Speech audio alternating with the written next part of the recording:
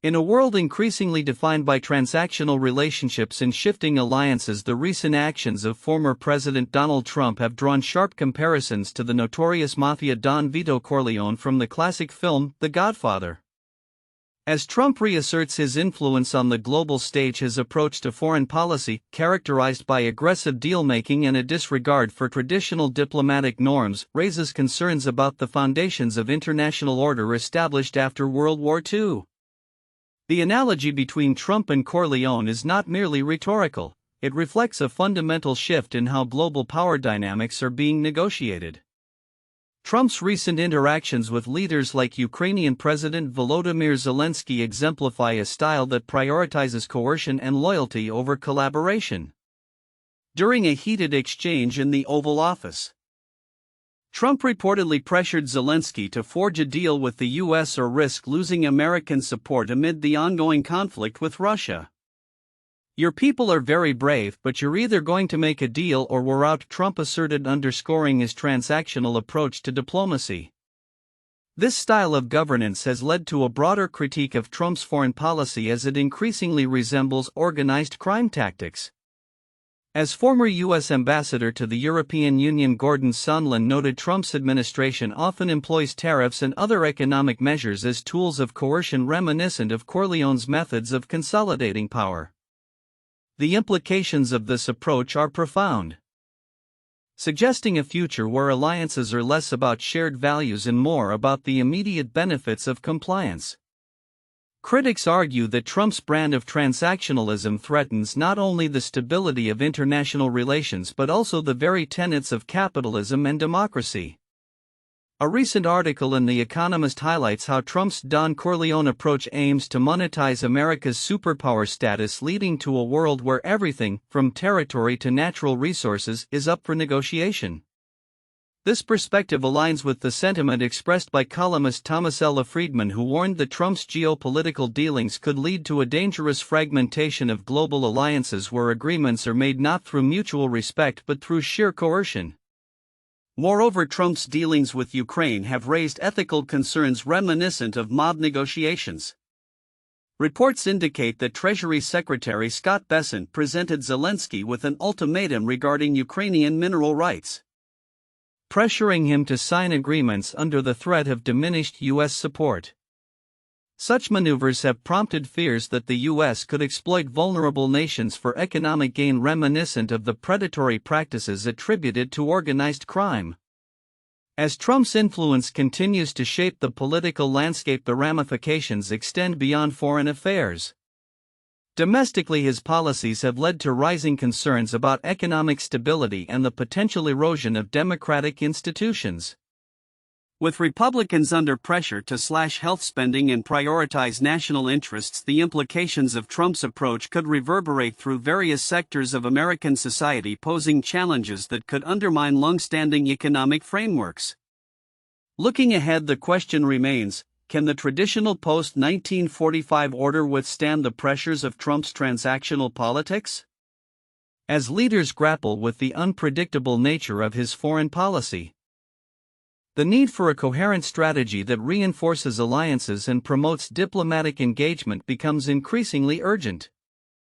The potential for a new world order, one where power is wielded through coercion rather than consensus, looms large, signaling a pivotal moment in international relations that could redefine the landscape for generations to come. The unfolding narrative of Trump's presidency may very well be a harbinger of the complexities and challenges that lie ahead in a world where loyalty and allegiance are dictated by self-interest rather than shared ideals. In a standout performance at the NFL Scouting Combine, UCF running back R.J. Harvey sprinted to a remarkable 4.4-second mark in the 40-yard dash, solidifying his status as one of the top prospects in his position. The event, which attracts the nation's most promising football talents, showcased Harvey's exceptional speed and agility, which he has consistently demonstrated throughout his collegiate career. Weighing in at 205 pounds and standing at 5'8", Harvey's 4.4-second time ranked fourth among the 24 running backs who participated in the drill on Saturday. Notably, his speed was complemented by a peak velocity of 22.93 miles per hour as recorded by NFL Next Gen Stats. This performance not only underscores Harvey's athletic abilities but also emphasizes his potential as a valuable asset for NFL teams looking to enhance their backfield. Harvey's collegiate achievements further bolster his draft stock. He concluded his time with the UCF Knights as the all-time leading scorer in the program's history, amassing a remarkable 1,577 rushing yards and a total of 25 touchdowns. His ability to break Kevin Smith's long-standing scoring record highlights his productivity and effectiveness on the field, qualities that NFL scouts covet. The competition among running backs at the Combine was fierce, with Harvey's time placing him just behind Virginia Tech's Bashal Tutin, who clocked in at a blistering 4.32 seconds. Other notable performances included Texas' Jaden Blue at 4.38 seconds and SMU's Brashard Smith at 4.39 seconds. However, two of the most anticipated prospects, Boise State's Ashton Jeanty and Arizona State's Kem Skatebo, opted to delay their runs until their respective pro days, leaving the door open for Harvey to shine in the spotlight. Historically, the NFL Scouting Combine has seen some of the fastest recorded times for running backs, with Chris Johnson's legendary 4.24-second dash in 2008 still holding the record. Harvey's current time, while impressive, falls within a competitive range that could impact his draft position as teams begin to evaluate their needs ahead of the draft. Performances at the Combine often serve as critical indicators of a player's potential success at the professional level. As the NFL Draft approaches, Harvey's blend of speed, versatility, and scoring ability will continue to be scrutinized by scouts and analysts alike. His strong showing at the Combine not only enhances his visibility but also raises expectations for his future in the league. With a growing number of teams looking to inject fresh talent into their rosters, Harvey's unique skill set could make him a sought-after pick come draft day. Looking forward, the next steps for Harvey involve continued training and preparation as he awaits further evaluations from NFL teams. His performance at the Combine has undoubtedly set a positive tone for his professional aspirations, and the coming weeks will be crucial as he aims to leverage this momentum into a successful entry into the NFL. In a world increasingly defined by the intersection of technology and culture, the upcoming Rio Grande State of the Basin Symposium is set to highlight the critical role of environmental stewardship in shaping our future. The symposium, scheduled for March 10, 2025, will feature prominent speaker Fedarko, a distinguished author and conservationist who is expected to address pressing issues related to water management, climate change, and community resilience in the face of environmental challenges. This event underscores the growing urgency for dialogue and action regarding the sustainability of our natural resources. Fedarko's participation comes at a pivotal moment as the region grapples with the dual pressures of population growth and climate variability, both of which threaten to strain the delicate balance of the basin's ecosystem. His insights on the importance of interconnectivity among water users, policymakers, and conservationists will likely resonate with attendees, many of whom are directly affected by the region's water policies. The future of our water resources hinges on our ability to collaborate and innovate, Fedarko remarked in a recent interview. We must recognize that our actions today will dictate the viability of these resources for generations to come. The symposium aims to foster a comprehensive understanding of the Rio Grande's ecological challenges, including water scarcity, pollution, and habitat degradation. By bringing together diverse stakeholders including local farmers, industry leaders, and environmental advocates, the event seeks to cultivate partnerships that can lead to actionable solutions. According to the organizers, the symposium will feature panel discussions, workshops, and networking opportunities designed to inspire collaborative initiatives focused on sustainable water use and conservation practices. As climate change continues to exacerbate existing environmental issues, the importance of such dialogues cannot be overstated. A recent study published by the Environmental Protection Agency highlights that the Rio Grande Basin has seen a significant decline in water availability over the last decade, with projected shortages expected to worsen if proactive measures are not taken. This data not only emphasizes the need for immediate action but also showcases the potential for innovative water management strategies that can be shared and implemented across different communities. The symposium also has implications beyond environmental policy. It serves as a reminder of the interconnectedness of our ecosystems and the communities that depend on them. As urban areas expand and agricultural needs evolve, the pressures on water resources will only intensify. Therefore, initiatives that promote sustainable practices and equitable resource distribution will be key to ensuring that all stakeholders can thrive. Looking ahead, the insights and partnerships formed at the Rio Grande State of the Basin Symposium could serve as a blueprint for similar initiatives across the country. With climate-related challenges looming large, the commitment to sustainability and collaboration will be crucial in navigating the complexities of water management. As Federico aptly put it, the river doesn't belong to any one person, it belongs to all of us. How we treat it today will determine our legacy tomorrow. The outcomes of this symposium could very well set the stage for a renewed focus on environmental stewardship, signaling a collective step forward in the fight for a sustainable future. In a significant shift within corporate America, State Street, the renowned asset management firm historically celebrated for its commitment to diversity, equity, and inclusion, DEI, has announced the discontinuation of its corporate board diversity requirements.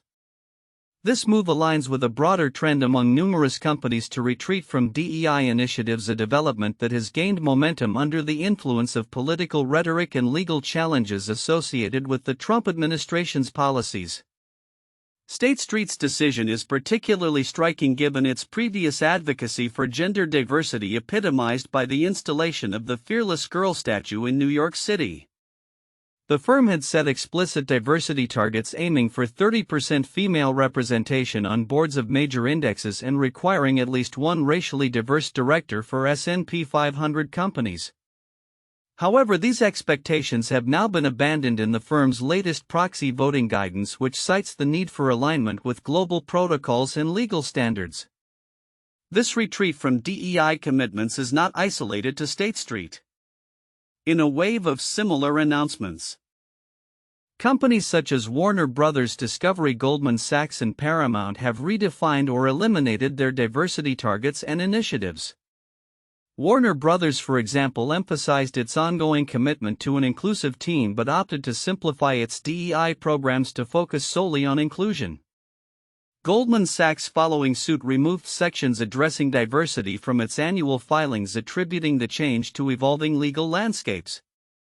The legal backdrop for these shifts includes a federal appeals court ruling that struck down Nasdaq's board diversity quotas, emboldening companies to reconsider their DEI initiatives.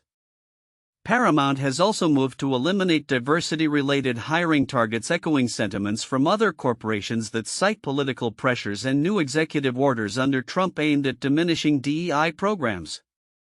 Corporate giants like Bank of America and BlackRock have similarly distanced themselves from DEI language, with Bank of America replacing diversity with talent and opportunity in its annual reporting.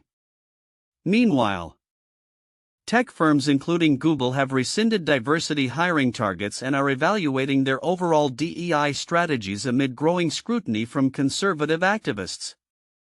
This trend reflects a broader societal and political backlash against DEI initiatives, which have been branded by some as woke policies. The National Center for Public Policy Research, a conservative think tank, has been a vocal proponent of challenging corporate DEI commitments, framing them as detrimental to business interests. As organizations navigate these pressures, some like Costco and Delta Airlines have maintained their commitment to diversity, arguing that it is integral to their business strategies. Moreover, the implications of this DEI rollback extend beyond corporate governance. Critics assert that reducing or eliminating diversity programs could hinder innovation and limit the diverse perspectives necessary for success in a global marketplace. Coca-Cola, for instance, has warned that abandoning DEI could negatively impact its business, emphasizing the importance of a workforce that mirrors its diverse consumer base.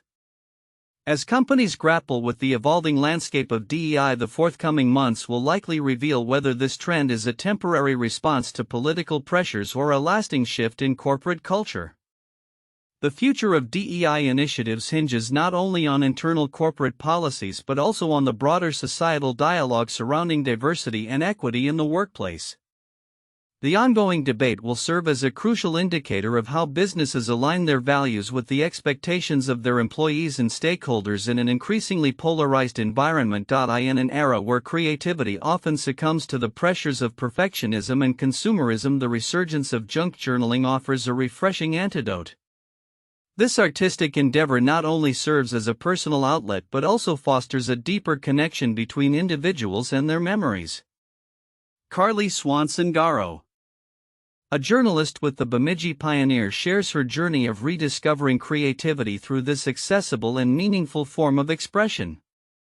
Swanson-Garo's early years were steeped in craftiness. She fondly recalls spending hours at the kitchen table drawing felting and creating jewelry.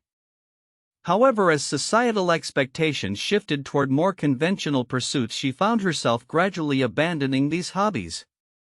The shift led her to channel her creativity into writing and music, but the inner perfectionist emerged, stifling her artistic endeavors. If I dedicated a lot of time and energy to making something and it turned out objectively bad, what was the point of doing it at all, she reflects. It was during her senior year of college that a pivotal moment ignited her artistic spirit. Tasked with designing a cover for a literary project, she found herself struggling with digital tools.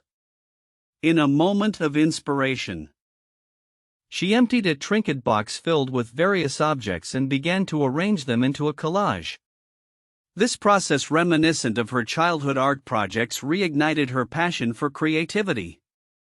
It was a liberating experience, allowing her to embrace imperfection and spontaneity. After graduating, Swanson-Garo and her long-distance boyfriend began exchanging journals, which quickly evolved into a collaborative junk journal. This unique approach to storytelling drew from everyday items, receipts, tags, and doodles, transforming what once seemed like trash into treasured mementos. Things that I used to consider trash have become pieces of the story of my life and a testament to me and my boyfriend's love for each other, she explains. This form of journaling is characterized by its messiness and the absence of a linear narrative. Instead, it captures feelings and memories in a dynamic way. By using double-sided tape, Swanson-Garo can layer items and return to pages to add new thoughts or artifacts, creating a living record of their experiences. Each entry serves as a reminder of both the mundane and the extraordinary moments shared between the couple. Moreover, junk journaling has offered Swanson-Garo a way to combat her perfectionism. The emphasis on creativity over precision allows her to explore her artistic side without the fear of judgment. Creating a junk journal also keeps me grounded, she notes as she seeks unique items to incorporate into her pages, turning the act of collecting into a sustainable practice.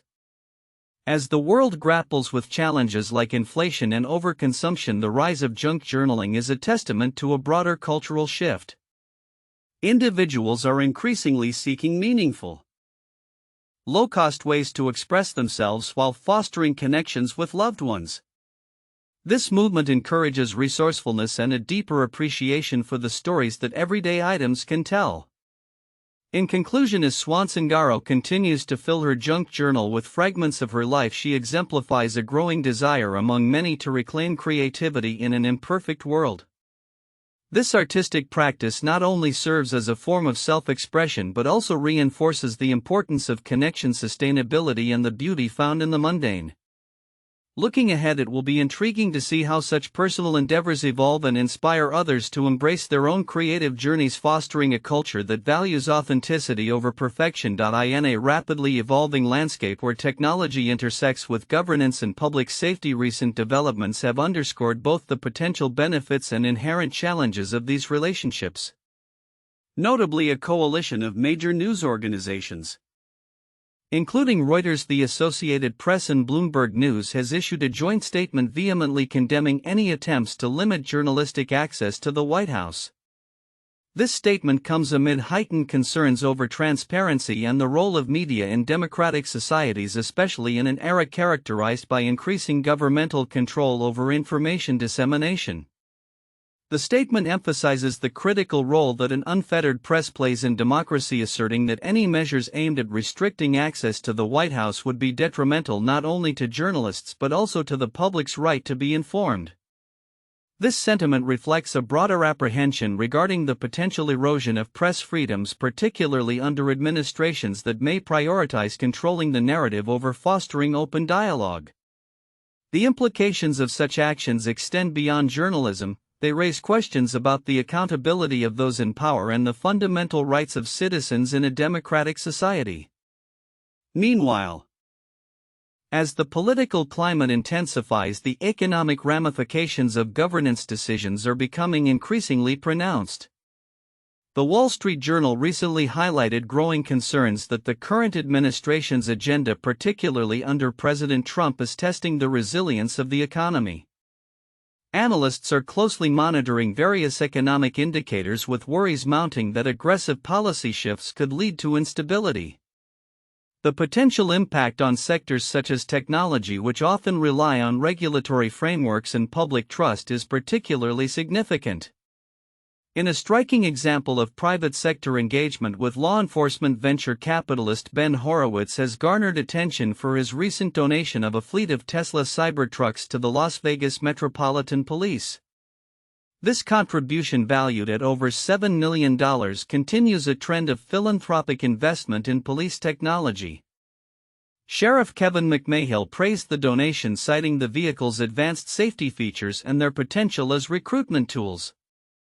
However, this relationship raises important questions about transparency in funding and the implications of private interests shaping public safety policy.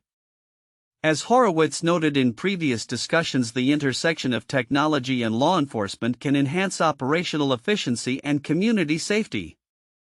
However, critics argue that such arrangements may also lead to a lack of accountability and oversight, particularly when private donations influence public resources. These concerns echo broader discussions around the privatization of public services and the role of tech companies in shaping policy. As we look ahead, the interplay between government, technology, and media will likely continue to evolve, with significant implications for democracy and public safety.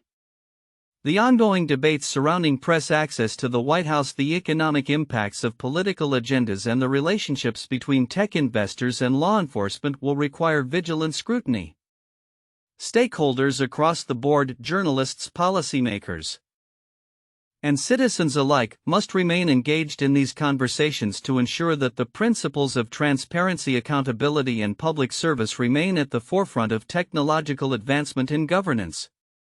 The coming months will be crucial in determining how these dynamics unfold and the lasting implications they will have on society. In an age where scientific integrity is paramount, the proliferation of bogus scholarly papers poses a significant threat to medical research and public health. Over the past decade, an alarming trend has emerged, with commercial entities around the globe industrializing the production and sale of counterfeit research. These so-called paper mills have not only enriched fraudsters but have also complicated and compromised the essential body of literature relied upon by healthcare professionals and researchers. The extent of the problem is staggering. According to estimates, while around 55,000 scholarly papers have been formally retracted for various reasons, the actual number of fraudulent papers may be in the hundreds of thousands. This overwhelming influx of fake research hampers legitimate scientists, who must navigate through a maze of fabricated data, misleading methodologies, and erroneous conclusions. A recent investigation conducted by experts from the Retraction Watch and French universities delved into the complexities of this issue, revealing the insidious mechanisms at play within the realm of academic publishing. Dr. Frank Kakowski, an oncologist at Wayne State University, encountered this firsthand when he began studying a paper suggesting a novel approach to prostate cancer treatment. Upon closer examination, he and his colleague Steven Zielsk found glaring inconsistencies in the data presented. Science is hard enough as it is if people are actually being genuine and trying to do real work, Kakowski remarked, highlighting the detrimental impact of fraudulent research on genuine scientific endeavors. The peer review process, which is intended to ensure the quality and credibility of published research, is not foolproof. Reviewers often volunteer their time and may overlook signs of fraud, assuming the research is legitimate. Furthermore, some publishers may select reviewers who are more likely to accept papers, resulting in a system that can inadvertently perpetuate the acceptance of flawed work. Alarmingly, the problem of paper mills has grown so significant that major academic publishers like Wiley have reported that up to 1 in 7 submissions to their journals may be flagged as suspicious. The ramifications of this crisis are particularly severe in fields related to health and medicine.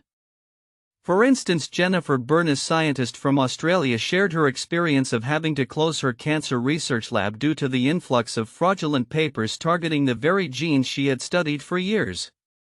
This mirrors a broader trend, where legitimate research is being overshadowed by fake publications, ultimately delaying the progression of life-saving medical advancements. Efforts to counteract the rise of these paper mills are underway. The Cochrane collaboration has adopted a policy to exclude suspect studies from its medical evidence analyses, while technology startups have begun developing tools to detect fraudulent research. One such tool, the Problematic Paper Screener, scans millions of scholarly papers weekly to identify potential fakes based on specific indicators. Despite these initiatives, experts caution that the fight against paper mills is far from over. The underlying issue may be deeply rooted in the current commercial publishing model, which often prioritizes profit over integrity. The relentless demand for published papers has created an environment where subpar work can slip through the cracks, ultimately threatening the reliability of scientific literature. As the academic community grapples with this pervasive issue, the need for reform has never been more pressing. Experts suggest reimagining the peer review process as a scholarly product in its own right and advocating for transparency in how research is assessed and published. The future of scientific integrity hinges on establishing rigorous quality control mechanisms that ensure authenticity and reliability in research. The ongoing battle against fraudulent research highlights the necessity for vigilance within the scientific community. As the landscape evolves, collaboration between publishers, researchers, and technology developers will be crucial in safeguarding the integrity of academic literature. For the sake of public health and the advancement of science, addressing the issue of paper mills is not just an academic concern but a vital imperative that demands immediate action. In a recent study published in the European Journal of Clinical Nutrition, researchers have illuminated the potential benefits of appetite stimulants for children suffering from cystic fibrosis (CF), a condition marked by malnutrition due to frequent pulmonary exacerbations and intestinal malabsorption. This retrospective analysis, conducted by a team at Hacettepe University in Ankara, Turkey, underscores the critical need for effective nutritional interventions in managing CF, particularly for younger patients. Children with CF face unique challenges in achieving adequate nutrition, which is essential for their growth and overall health. The study focused on cyproheptadine CH, an appetite stimulant administered to 45 children over a 6-month period. Participants had a mean age of 11 years and their growth parameters, weight, height, body mass index (BMI), and pulmonary function measured as forced expiratory volume and 1 second or FEV 1%, were meticulously tracked before and after treatment. The findings were promising. Significant improvements in weight and BMI z-scores were recorded within 3 months of initiating CH therapy, with weights showing a marked increase from a baseline score of 0.004 to 0.006, highlighting the efficacy of the treatment for addressing malnutrition. Notably, no adverse effects were reported during the study, suggesting that CH may be a safe option for enhancing appetite in this vulnerable population. The results indicate that a 3-month duration of CH therapy is optimal and sufficient for children with CF, stated Burs Sundman, one of the lead authors of the study. This finding is particularly relevant given the deceleration in growth improvements observed after the 3-month mark, suggesting that while appetite stimulation can yield significant benefits, prolonged use may not enhance outcomes further. The impact of the study extends beyond immediate nutritional benefits.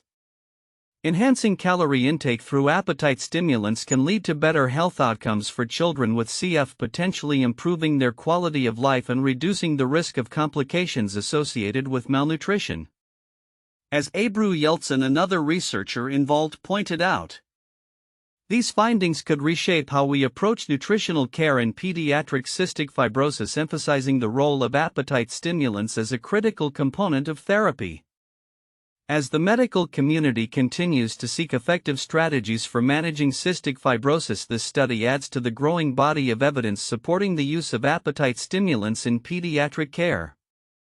Future research may focus on longer-term effects and the potential integration of CH with other therapeutic approaches to further enhance the health and well-being of children facing this chronic condition.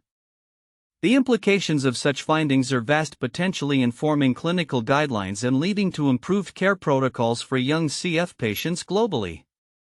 In conclusion, this insightful study not only highlights the importance of addressing malnutrition and cystic fibrosis but also illustrates the potential role of appetite stimulants like cyproheptadine as a valuable tool in clinical practice.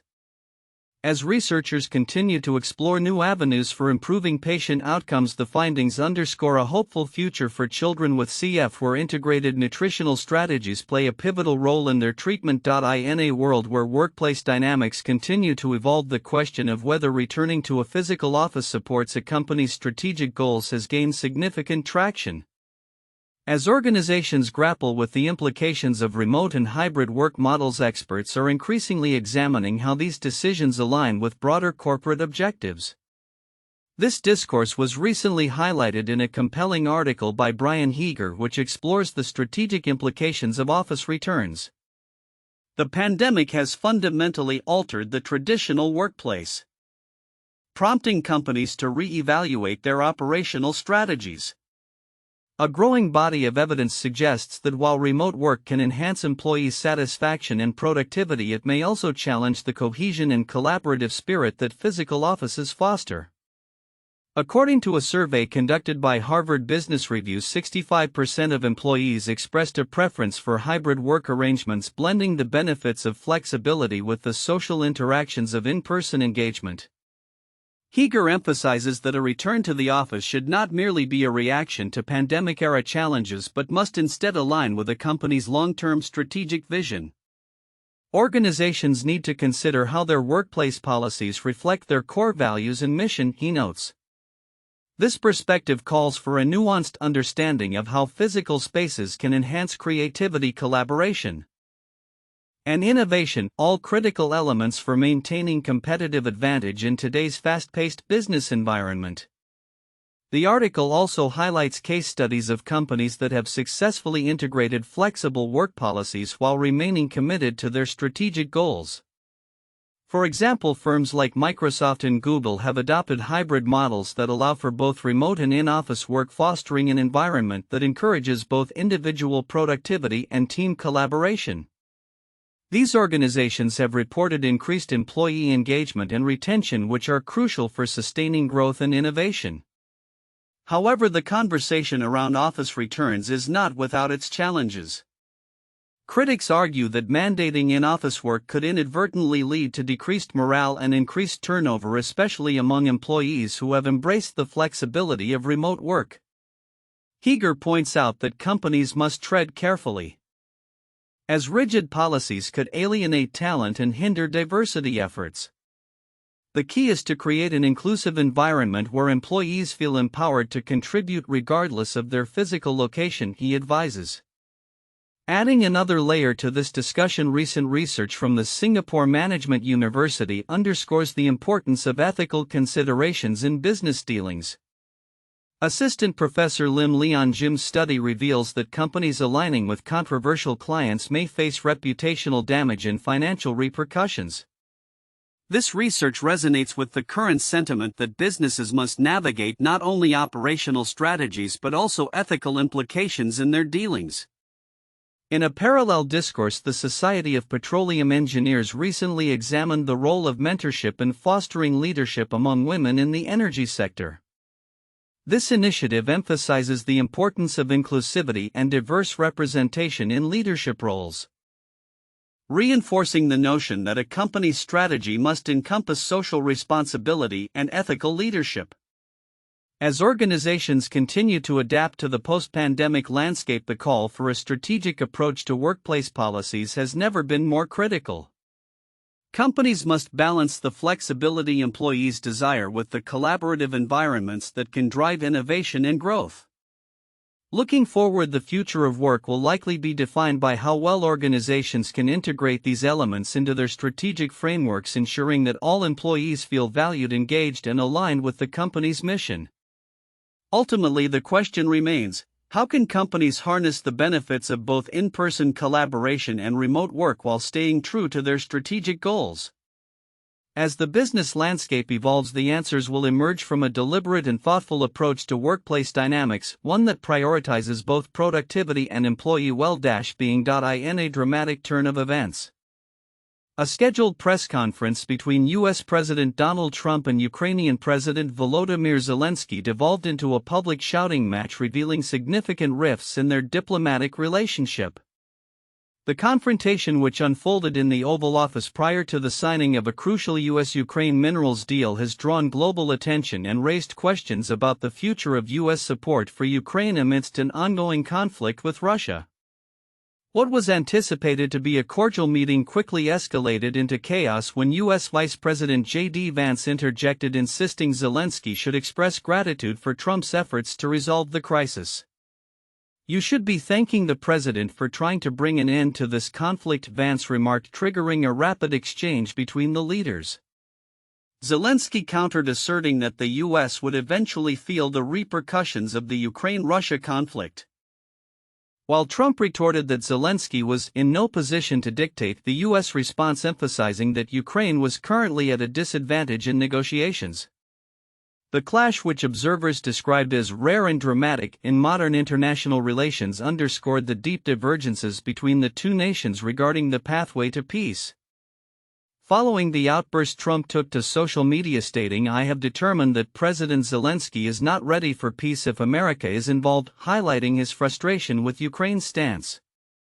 Zelenskyy, for his part, expressed gratitude towards the U.S. for its support, but acknowledged the unfortunate nature of the exchange. Amidst the fallout, reactions have poured in from both sides of the Atlantic. Trump's advisors, including Elon Musk, suggested that Zelenskyy's aggressive demeanor could harm his standing with the American public. Meanwhile, leaders from the European Union and various nations expressed solidarity with Zelenskyy, reinforcing the notion that Ukraine's struggle continues to resonate strongly on the global stage. "Your dignity honors the bravery of the Ukrainian people," stated European Commission President Ursula von der Leyen, showcasing continued support for Ukraine amidst its tumultuous situation. Experts analyzing the incident argue that the confrontation symbolizes a larger narrative of frustration and desperation within Ukraine, which has endured 3 years of conflict. As Li Haidong, a professor at China Foreign Affairs University, noted, the shouting match illustrates the challenges facing the Trump administration as it seeks to bring about a resolution to the conflict, one that may not align with Ukraine's core interests. While the immediate implications for the minerals deal remain uncertain, the incident raises broader questions about U.S. foreign policy and its approach to Ukraine. The minerals agreement, which Trump deemed essential for recouping over $180 billion in American aid to Ukraine, may now be in jeopardy. Observers suggest that even if the deal were to proceed, it would not significantly impact the broader negotiations between Russia and Ukraine, as the U.S. appears eager to conclude the conflict swiftly. As tensions continue to simmer, the dynamics between Trump and Zelenskyy reflect an evolving geopolitical landscape where the stakes are high and the paths to resolution are fraught with complexity. The world watches closely as the repercussions of this unprecedented exchange unfold, signaling potential shifts in alliances and strategies in the coming months. The future of US-Ukraine relations and the ongoing conflict with Russia remain uncertain, leaving both leaders under pressure to navigate a delicate and increasingly volatile international arena. In a groundbreaking study published in Nature Genetics, researchers have unveiled a new understanding of fat cells in the human body, particularly those found in the abdomen. This research, which may pave the way for novel medical treatments, highlights the complexity of fat cells, revealing that they are not merely energy storage units but play more intricate roles in our health, particularly in relation to obesity and its associated diseases. Historically, it has been known that fat tissue is far more than just a reservoir for excess energy. Fat cells, known scientifically as adipocytes, interact with various body systems, including the brain, muscles, and liver, to regulate metabolism, appetite, and overall body weight. However, the recent findings suggest that fat cells exhibit a diversity and complexity that scientists have only begun to explore. Finding these fat subtypes is something very surprising, said Esti Yegerlodem, a professor of computational biology at Ben-Gurion University and co-author of the study. This opens up all kinds of potential future work. The study focused on differentiating between two main types of fat: visceral fat, which is stored around internal organs, and subcutaneous fat located beneath the skin. Previous research indicated that visceral fat is linked to a higher risk of serious health issues, including heart disease, diabetes, and insulin resistance, and is considered more pro-inflammatory than its subcutaneous counterpart. This distinction has long puzzled scientists, prompting the new research that mapped a cell atlas of adipocytes to better understand their functions. Using advanced single-nucleus RNA sequencing, the researchers analyzed fat samples collected from 15 individuals during elective surgeries. The results revealed that while most adipocytes functioned as traditional fat storage cells, a small percentage exhibited atypical characteristics. These unique non-classical fat cells included angiogenic adipocytes, which are associated with blood vessel formation, and immune-related adipocytes linked to immune functions. This suggests that these cells may contribute to the remodeling of fat tissues, which could either support metabolic health or, if disrupted, lead to inflammation and obesity-related diseases. The researchers also noticed a significant variation in the functions of these atypical cells based on their origin. For instance, those derived from visceral fat appeared more engaged with immune system communication than those from subcutaneous fat. This connection could help explain why visceral fat poses greater health risks. Although the findings are promising, experts urge caution. Daniel Berry, a professor of nutritional sciences at Cornell University, advised that the study's small sample size limits its conclusions. These insights highlight the importance of understanding fat depots' unique behaviors to develop targeted treatments for obesity and related diseases. He noted, as the medical community continues to unravel the complexities of fat cell biology, the implications of this research could extend beyond understanding obesity. If these fat subtypes are confirmed to have a direct impact on human diseases, they could become targets for new therapies aimed at combating inflammatory processes and predicting insulin resistance in those with obesity. In the context of rising obesity rates and associated health complications, this research illuminates a path forward in developing more effective treatment strategies. By recognizing the nuanced roles of different fat cell types, scientists and healthcare professionals may be better equipped to address the multifaceted challenges posed by obesity and its related health issues. As research progresses, the hope is that these discoveries will lead to breakthroughs in preventative and therapeutic measures that could improve health outcomes for millions.